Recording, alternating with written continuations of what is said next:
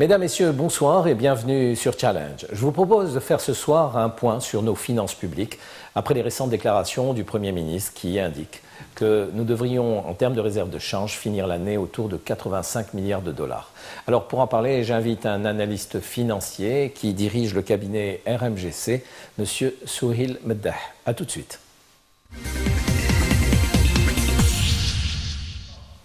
Souheil Meddah, bonsoir et bienvenue à Alger et bienvenue sur Challenge. Bonsoir. Alors, vous avez tout comme moi entendu le Premier ministre évoquer il y a quelque temps l'état de nos finances publiques. Il parle d'une situation qui est autour de 90 milliards à l'heure actuelle et qui devrait finir autour de 85 milliards de dollars cette année, en fin d'année. J'aimerais que vous nous disiez si cette approche correspond à ce que vous lisez, aux statistiques que vous avez, vous également. Et puis, vous nous direz si on doit être inquiet par rapport à ces chiffres. Oui, en fait, ces prévisions sont fondées sur des hypothèses de variation des prix du baril et puis aussi de la tendance qui n'a pas pu baisser pendant ces 2 dernières années vis-à-vis des opérations des importations, malgré qu'il y a eu des dispositifs de contingentement connus qui sont passés par les licences d'importation. Ensuite, on est passé vers d'autres mesures administratives qui sont un petit peu dans la limitation des produits à importer. Moi, je vois qu'une décision administrative dans une opération du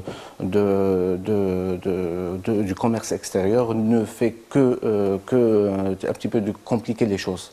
Parce qu'en fait, quand vous devez passer par une opération d'interdiction, sachez bien qu'il y a un marché demandeur intérieur.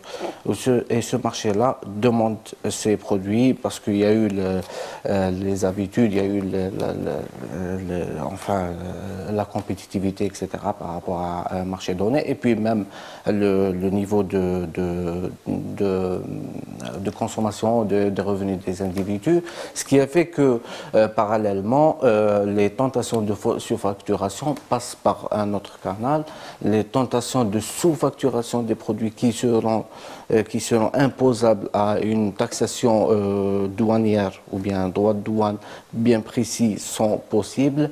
Compensées aussi par une surfacturation ailleurs pour pouvoir en tirer les équilibres, faire fonctionner un marché parallèle de la devise qui est approvisionné en partie par certaines transactions qui passent par un circuit de surfacturation en parallèle.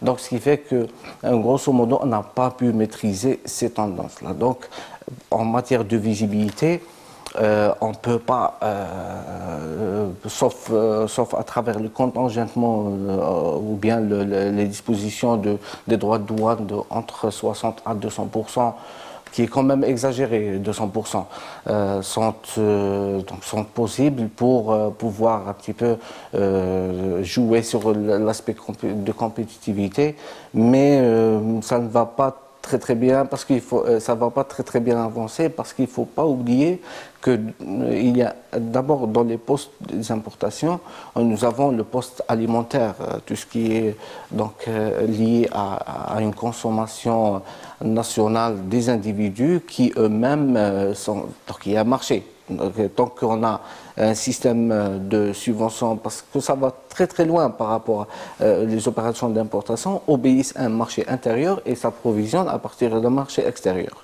Et il y a aussi, sans oublier, les variations des prix qui se font à l'extérieur. Ce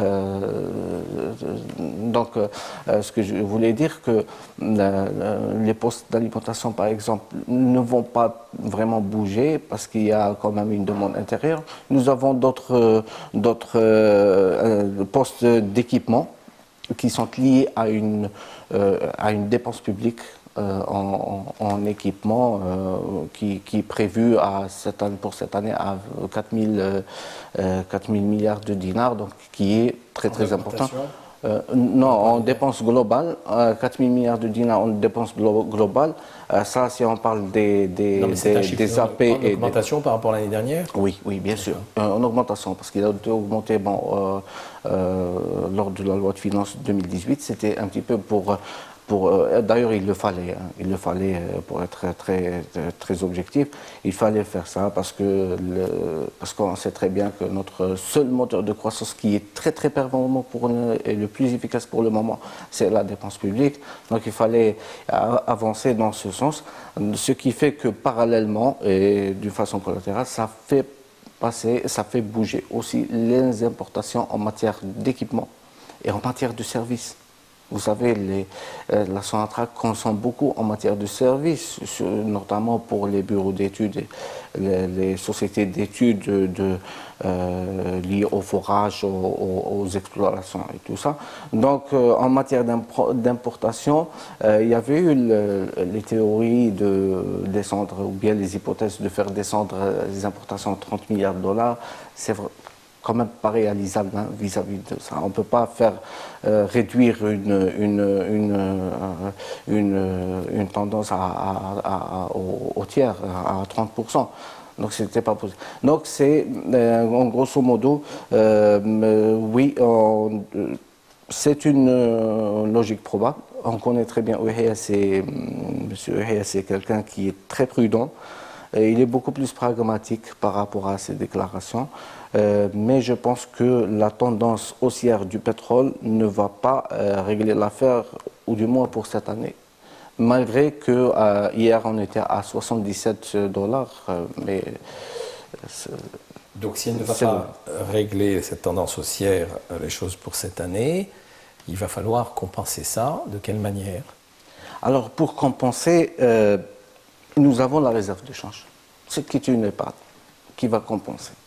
Compenser à travers d'autres opérations d'exportation, ce n'est pas aussi simple que ça. Ce n'est pas une chose facile. Aller démarrer de 2 milliards de dinars, un pic de 2 milliards de dinars, pour aller vers des niveaux de 15 à 20 milliards, ça ce n'est pas vraiment logique. De dollars, pardon. Ce n'est pas très logique comme raisonnement. Donc il faut rester quand même réaliste et très stable dans ses prévisions. Savoir que nous sommes un pays, nous ne sommes pas une puissance pétrolière, mais nous sommes un pays qui compte sur ses hydrocarbures. Nous allons rester avec ce paradigme pendant très longtemps. Peut-être que aller vers d'autres gisements, tels que les huiles de schiste, par exemple, le gaz de schiste, pourquoi pas.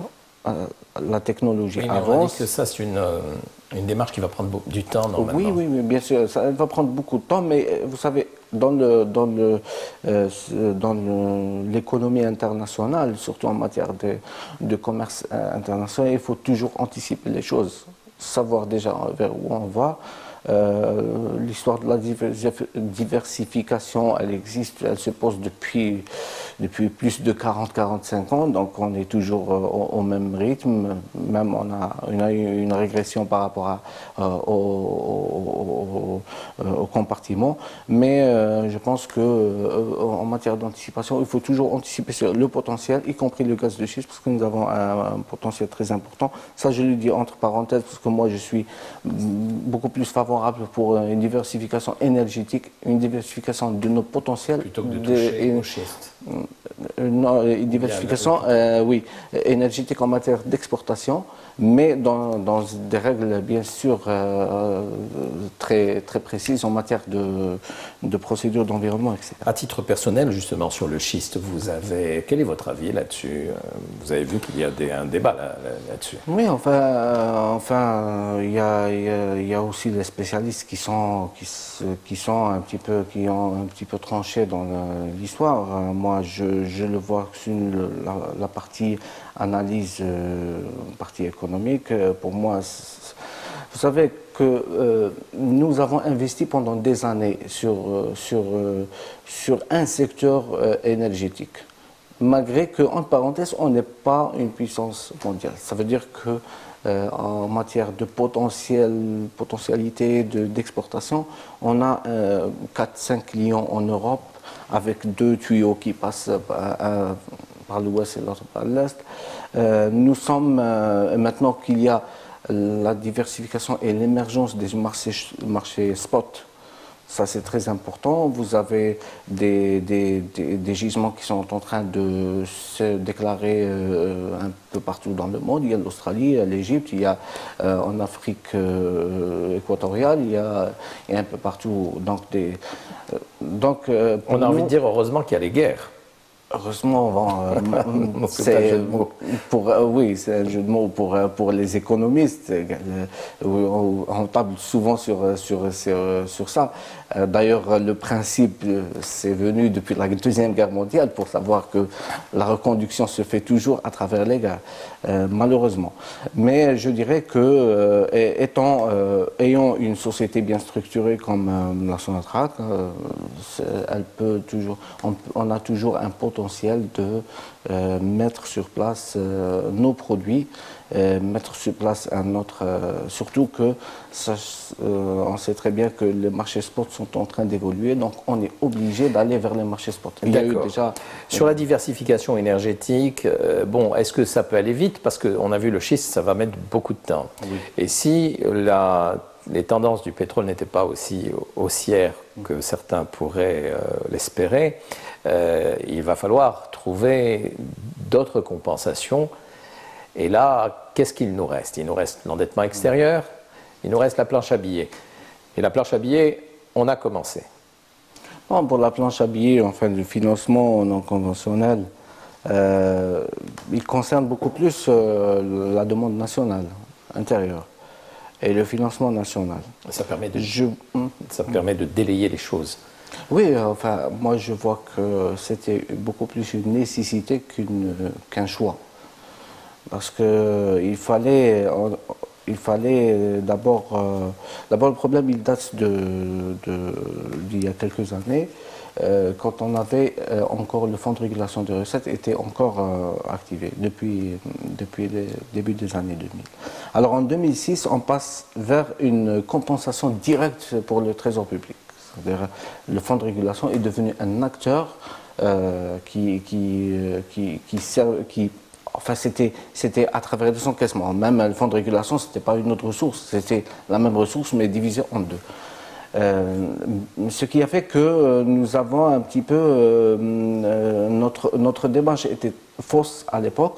On n'avait pas une grande anticipation en matière d'évolution des prix du pétrole, de notre marché principal, nos ressources principales. Donc on est allé vers les dépenses massives avec une contribution de cette épargne. Maintenant, on a déclaré pour l'année passée comme le fonds de régulation comme étant plus actif, plus alimenté, même si moi j'ai quelques réserves par rapport à maintenant comment on évalue les choses, parce qu'on est allé sur un prix d'hypothèse de $50 le baril l'année passée et cette année, et maintenant on est à une moyenne qui est proche des 70. Donc qu'est-ce qu'on fait de ce surplus? Fait du surplus, parce que le principe était que la différence entre le prix de référence qui n'est plus d'actualité. Donc la planche à billets pour nous c'était une nécessité. La planche à billets c'est un moyen monétaire qui est destiné pour l'instrument budgétaire. Parce qu'en fait nous avons deux piliers. Nous avons le pilier monétaire, le pilier monétaire, et nous avons l'instrument monétaire et nous avons l'instrument budgétaire. C'est-à-dire la politique économique, elle est basée sur ces deux piliers qui régulent les choses. On avait besoin, pour l'instrument budgétaire, on avait besoin de lancer des dépenses massives pour pouvoir faire travailler aussi les entreprises et la sphère microéconomique pour avoir plus de richesses, plus de taxes et de ressources qui vont revenir à travers le circuit. Et pour cela, il fallait avoir les moyens de financement. Donc on a actionné un autre instrument monétaire qui, lui, doit quand même récupérer ses financements à travers les régulations que vont faire l'instrument budgétaire pour récupérer sa plus-value, pas récupérer une autre dette pour rembourser la... Oui, et ça c'est bien parti pour se faire de cette manière, pour que ce circuit fonctionne bien. Je crois que, bon, l'heure des bilans, c'est un peu tôt, mais on a un peu tardé. Par exemple, pour la dépense publique, donc, parce que la dépense publique est divisée en deux. Vous avez les autorisations de programme et le crédit de paiement. Et dès qu'il y a un retard, parce que ça se répercute, c'est pour ça que dans la macroéconomie, on peut imaginer toutes les mesures nécessaires et possibles, mais quand vous allez dans le domaine microéconomique, c'est-à-dire le détail de ce qui se fait dans les administrations, dans les APC, dans les directions des travaux, des entreprises, vous allez trouver des retards d'exécution. Donc ces retards d'exécution se répercutent sur les prévisions de recettes qu'on devait faire. C'est pour ça que moi, je vois déjà pour les 4 premiers mois, on était très en retard en matière de relance des opérations. Et notamment, il y a aussi l'aspect administratif qui bloque vraiment les choses. D'accord. L'endettement extérieur, est-ce qu'on peut y aller ou faut-il attendre encore que les réserves de change s'amenuisent complètement? Déjà, il faut savoir que la réserve de change constitue l'une des garanties pour le pays. Donc, moi, je pense que l'endettement extérieur étant une option parmi d'autres, économiquement parlant, n'est pas à exclure. Et puis, objectivement parlant, oui, pourquoi pas utiliser l'endettement extérieur, mais dans des opérations précises, c'est-à-dire dans les opérations d'investissement. Et moi, je voulais juste souligner quelque chose par rapport à ça, par rapport au modèle du BOT. Parce qu'il y a toujours... expliquer ce qu'est le BOT. Voilà. Donc, le BOT, en fait, c'est un financement direct apporté par un opérateur étranger. Bon, un opérateur que ce soit étranger ou national, qui va prendre en charge une création d'une infrastructure donnée, telle que, par exemple, on parlait de l'autoroute Est-Ouest ou un barrage, etc. Et puis, il a le droit de l'utiliser pendant 25 ans en moyenne, avant de le céder entièrement à l'État.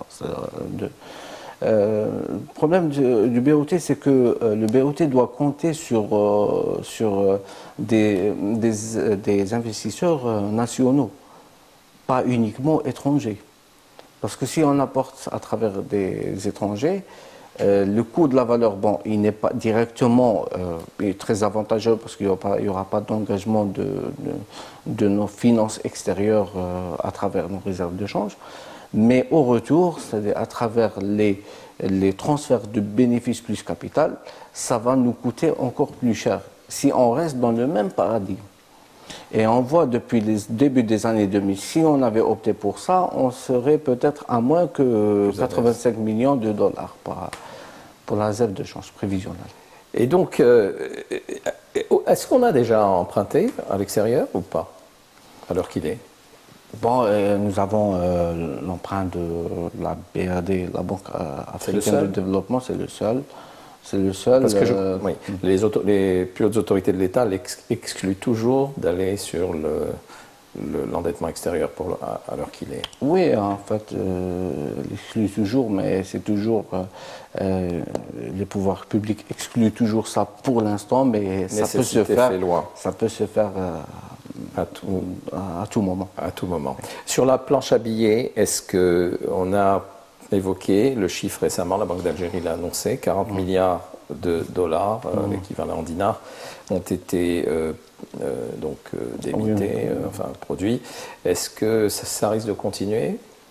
Bon, concernant le détail, on n'a pas un détail précis pour les 3580. Oui, justement, en ce qui concerne les statistiques, les chiffres, est-ce qu'on est dans un État qui dit tout? Bon, qui dit tout, mais pas en bon moment. Oui. Ça peut en beaucoup de temps. Bon, on parle des 3585 milliards de dollars, de dinars, à fin mars 2018. Et là, on est fin juin. Vous avez les données de la DGPP, du ministère des Finances, qui passent pratiquement 4 à 6 mois avant d'être publiées. Il n'y a que l'ONS qui sont dans leur phase de variations de l'inflation qui sont très, très, très rapides sur ça. Mais en matière d'information, ça prend beaucoup de temps parce que ça vient à partir des administrations et encore faut-il que de garantir leur fiabilité. Par exemple, si on revient à l'histoire des 3 585 milliards de dinars arrêtés à fin mars, il y a pratiquement 1400 qui sont passés en janvier, et puis il n'y a eu plus rien après. Là, pour le détail, il y a la question du FNI qui est financé à travers là, le Fonds national des investissements qui est financé à travers là, mais encore faut-il que le FNI les utilise et ça rentre dans un cadre d'une réforme structurelle telle que annoncée, c'est-à-dire le FNI maintenant il doit aussi avoir ses bénéfices, il doit aussi garantir les bons projets. Il y a aussi la question de la sécurité sociale qu'on doit vraiment, parce qu'il y a une crise de la sécurité sociale très importante. Alors, expliquez. 500 milliards de dinars pour la Caisse nationale des retraites, c'est beaucoup. La CNAS et la CASNOS étant les caisses qui devraient alimenter la Caisse nationale des retraites en failli. Alors, pas en Pour quelle raison? Pour quelle raison? Voilà. D'abord, elles sont censées rééquilibrer les comptes des autres caisses, c'est ça? Elles sont censées rééquilibrer. D'accord, et ça n'a pas été fait, pourquoi? Bon, pour deux ou trois raisons qu'on peut évoquer. D'abord, la non-déclaration de certains emplois, que ce soit salarié ou non salarié. Deuxièmement, la sous-déclaration, ça aussi c'est un point très important. Attendez, expliquez-moi, qui ne déclare pas certains emplois? Bon, les opérateurs, bien sûr, qui sont dans l'informel. D'accord, mais ça n'enlève rien. Qui ne cotisent pas. D'accord, mais ça n'enlève rien au fait que si je vous suis, que la CNAS ou que la CASNOS aille alimenter Non, parce que nous avons un système intergénérationnel. Ça fait, oui. Donc, nous, maintenant, donc, on cotise pour les aînés. Voilà. Et les autres vont cotiser pour nous. Donc s'il n'y a pas l'assiette de cotisation, voilà, s'il n'y a pas de cotisation très, très, très poussée à jour par rapport à la demande. D'accord, mais prenons la CASNOS, elle se porte bien. Et on dit que la CNAS se porte mieux qu'avant. Bon, et mieux qu'avant, mais par rapport aux besoins de la CNR, elle est à quel niveau? Et il y a aussi ça, il y a aussi la sous-déclaration qui est très importante. Oui. Par exemple, vous voyez quelqu'un qui a 2 ans de la retraite, vous le déclarez à 18 000 dinars, c'est quand même indécent. Pas indécent. On devrait peut-être imaginer un système à plusieurs paliers. Les jeunes sont à 18 000 le SMIC, mais pour un plus de 40 ans, on le déclare à plus que ça. Alors, je reviens au contingentement, au quota, ou à l'importation. On a vu que certains quotas ont été dressés, puis certains enlevés, et puis d'autres qui subsistent. Et pourtant, bon, c'est quelque chose que je souligne souvent, et pourtant, en matière alimentaire, en tout cas, rien ne semble avoir changé au niveau de ma supérette ou de mon épicerie. Je retrouve tous les produits à l'exactitude. Que s'est-il passé finalement? Justement, c'est ça l'état de l'administration. Parce que c'est vrai qu'il y a toujours une décision, mais il n'y a pas de suivi. Il y a toujours une décision, mais on ne garantit rien. Vous pouvez toujours avoir des produits qui vont passer par un autre canal et vont arriver à votre supérette. C'est pas dans votre supérette, c'est pas. Vous savez que, en tout cas dans la ville d'Alger, il y a des panneaux publicitaires qui appellent à manger des pommes européennes, à l'heure qu'il est. Oui, oui. Donc, je crois qu'on se moque de nous. Il y a véritablement un problème de coordination. C'est-à-dire, à moins qu'il y ait un délit d'initié, mais qui n'ait pas été suivi dans les temps par le changement réglementaire. Peut-être, mais bon, pour moi, le changement réglementaire se fait dans un cadre très cadré, mais la coordination avec les autres secteurs, les autres intervenants n'est pas performante. Est-ce que dans cet état des lieux, l'informel se porte mieux quand il y a crise dans le formel? Bon, l'informel, d'abord, il est alimenté par le formel. Parce que l'informel, ce n'est pas un espace qui est derrière le mur, qui est ailleurs, mais beaucoup plus il est ancré dans le formel. C'est en fait, c'est le circuit qui passe en parallèle, c'est-à-dire c'est les transactions. Dans l'informel, la question n'est pas liée aux sommes qui sont inscrites, mais beaucoup plus de transactions, beaucoup plus de manques à gagner pour la fiscalité, beaucoup plus les circuits qui se créent en parallèle et qui reviennent vers le marché. Donc pour moi, l'informel, et même dans l'immobilier, il est informel, même dans les sociétés, quand on sous-capitalise une société, le reste qui passe par un compte de transit qu'on appelle le CCA, donc les professionnels de la finance le connaissent très bien, le compte des CCA. Ensuite, on le récupère. Donc cet argent, il va où? Il vient d'où? Il va où? Donc pour moi, l'informel, il est toujours alimenté par le formel. Il va de soi que s'il y a un problème de transaction, de flux dans un système économique donné, même l'informel, il va être touché. Peut-être qu'il va spéculer beaucoup plus, mais il va être touché. Oui. Souid Meddah, c'est l'été, vous allez prendre des vacances? Oui, j'espère. Oui. D'accord. J'espère. Ben, expliquez-moi comment vous allez faire avec l'équivalent de 100 € d'allocation touristique. Rien du tout. Franchement, rien du tout. Alors vous avez passé vos vacances en Algérie? Ah non, tout le monde va passer par un autre canal. Vous savez, le marché informel de la devise, il est considéré comme un marché secondaire. Il est chargé de répondre à la besoin des individus. Il est considéré comme un marché secondaire vis-à-vis du marché interbancaire de change. C'est aussi simple que ça. Maintenant, il s'alimente à partir d'où? Pourquoi les prix flambent? Je pense que aussi il y a d'ailleurs c'est les effets de l'administration, c'est les effets du contingentement, c'est les effets de la déclaration de contrôle engagée en 2015. C'est-à-dire c'est la réaction des opérateurs qui étaient versés dans les transactions informelles, qui sont passés vers la demande de la devise très élevée.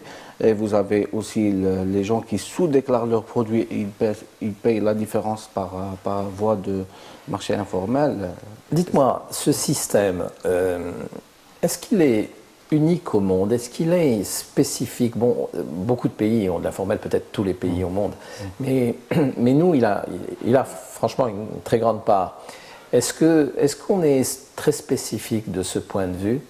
Et si on l'est, comment arrivent les experts internationaux à nous suivre, à suivre un petit peu la démarche de ce pays? Parce que c'est particulier, et en plus, ça a ceci de particulier, c'est que ça semble être accepté par tout le monde.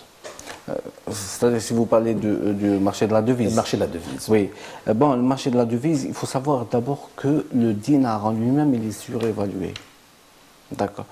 Mais le cours de change dans le marché de la devise, aussi, il est surdimensionné par rapport à une demande, par rapport à une capacité, par rapport aussi à une demande du consommateur. Bon, je crois que les économistes arrivent à nous suivre, mais ils font aussi leurs prévisions sur ce segment-là qui est très important, qui est très encadré et bien structuré. Et puis, il y a les transactions qui se font d'une manière très transparente devant tout le monde et le marché il est connu. Donc, on sait très bien que... sur la spécificité. Sur la spécificité, parce qu'il est bien approvisionné. Si on va vers les bureaux de change, par exemple, on ne peut pas compter sur les bureaux de change parce que c'est la Banque d'Algérie qui va être responsable sur ça. Donc, en partie, c'est les réserves de change qui vont être... C'est une nouvelle niche qu'il faut éviter, qu'il faut déjà exclure et la laisser pour le marché informel parce que le marché informel est très bien alimenté.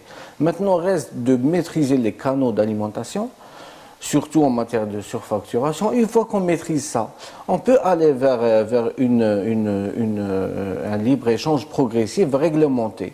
Mais avec ce système-là, non, on va avoir uniquement on ne pourra pas barrer la route à un système qui est bien approvisionné. C'est très difficile. Et pour qu'il soit mal approvisionné, il faut attendre quoi? Bon, il faut d'abord commencer par diagnostiquer ou bien par Par le faire... menacer. Menacer non, le système informel, non? pas le menacer ses ressources. Menacer ses ressources d'approvisionnement. D'accord. Ou en tout Bien cas l'attirer vers la légalité, évidemment. Bon, lui, les opérateurs vont là où ils sont mieux rémunérés. Et puis, ce n'est pas le détaillant Non, qui mais va... même quand on essaye de les attirer, en les rémunérant mieux par le système bancaire, et ils ne viennent pas parce qu'il y a des habitudes qui ont été prises. Oui, il y a des habitudes qui ont été prises. Il ne faut pas oublier que c'est un marché libre. Donc c'est un marché qui peut facilement faire des transactions intérieures. Et finalement, est-ce que ce marché informel ne protège-t-il pas notre système formel quelque part? Oui, oui, bien sûr. Oui, je l'ai dit, en Et là, matière on est dans la d'approvisionnement. philosophie de l'informel. On est dans la philosophie de l'informel. C'est considéré comme un marché secondaire. Même si je ne souhaite pas Qu'il reste, oui, entériner bien sûr. cette situation. Oui. Mais c'est un constat, et en plus on fait de l'analyse. Souhine Mennah, merci beaucoup de cet éclairage et je vous dis bon retour à Oran et surtout bonnes vacances. Merci. Voilà, chers téléspectateurs, je vous remercie de votre attention. Je vous dis à vendredi prochain pour un nouveau débat de challenge.